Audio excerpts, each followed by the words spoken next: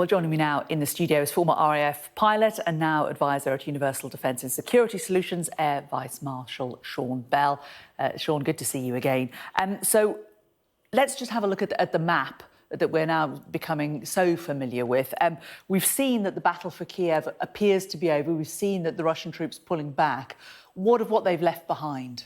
Yes, they've clearly withdrawn and they've had a bit of a bloody nose there. And as they've withdrawn, obviously, the press and everybody is able to get in and see some of the carnage at Bucha. I think the horrific scenes we're seeing piped into our living room are really just a clear impression of what war is like. Wars are brutal, and wars of national survival, which the Ukraine is currently involved in, are particularly brutal. We haven't seen this sort of thing since the Second World War. The veterans of the Second World War, there are few still alive. It's a great privilege to meet some of them on a regular basis.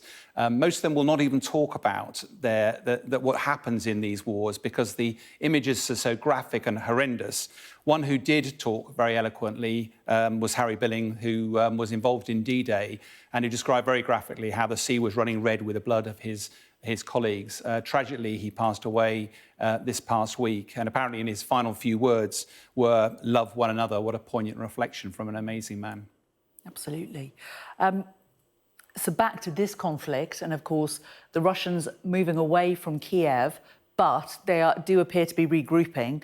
What are you going to expect to see in the coming weeks and days, do you think, in this particular area to the east? Well, it's a consistent question, isn't it? Where are Putin's ambitions now? It looks like his initial plan to take the whole of Ukraine has failed, but what is his plan B? MOD briefings and experts seem to reinforce the view that he's likely to focus in the east.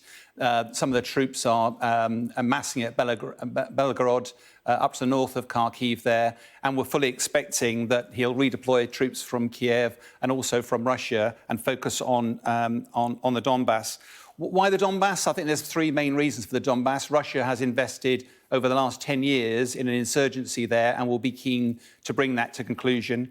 Secondly, of course, the lines, all the supply lines are much easier to bring things in from Russia, whether it's troops, fuel, weaponry, material. If you remember the 40-mile convoy of logistics that was stuck, he won't have that problem there. And likewise, air power. We've really not seen Russian air power much involved over Ukraine, and that's largely because Ukraine has been quite successful at shooting them out of the sky. I suspect that near the Russian border, they'll be a lot more confident and we'll see Russian air power much more involved. And of course, down in Mariupol, fighting will continue. It's looking amazing defence by the Ukrainians, but it's difficult to see. It's looking pretty bleak down there.